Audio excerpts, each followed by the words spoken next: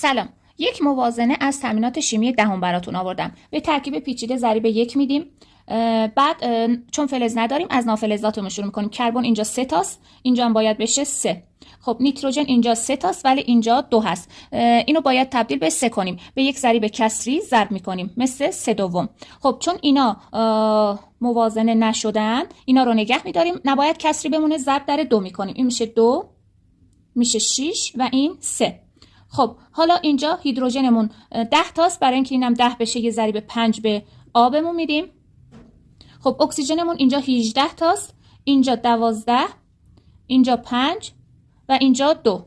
خب این میشه 19، این میشه 18. برای اینکه اینو بکنیم 18 این طرفو باید به یک ضریب کسری ضرب کنیم. به 1/2 ضرب میکنیم. حالا همشو ضرب در 2 میکنیم که این میشه 4، این میشه 12، این میشه 10